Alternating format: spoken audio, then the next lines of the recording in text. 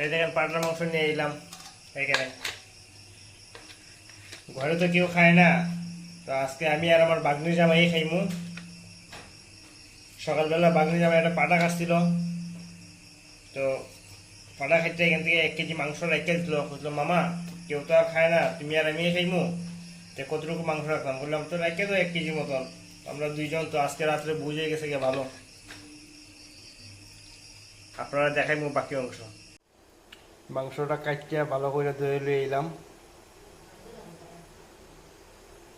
মাংস সম্বার দেওয়ার লেগে এখানে একটা পেঁয়াজ লইছি, একটা বড় পেঁয়াজ কুচি করে লইছি। আর এর সাথে দারচিনি, এলাচি, গোলমরিচ এটি সম্বার দেওয়ার লেগে। আর এখানে একটু লবণ আর সরিষার তেল দিয়ে রাখছিলাম পাটার মাংসতে। আর এখানে 2টা আলু কাটা আছে, 2টা আলু বড় সাইজের। এখানে আদা আর রসুন বাটা, তেজপাতা, আর এখানে 2টা টমেটো, আর হলো 2টা বড় সাইজের পেঁয়াজ।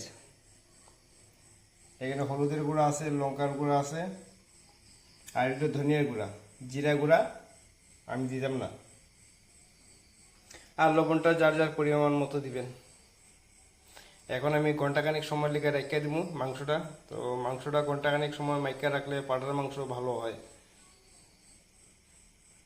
আর বিশেষ করে দই দিলে তো আরও খুবই ভালো হয়, কিন্তু দই তো নাই, যার কারণে একটা লেবু আছে, এই যে এই লেবু, এই টুকরার লেবুটা দিয়ে দিব পাটার মাংসের মধ্যে।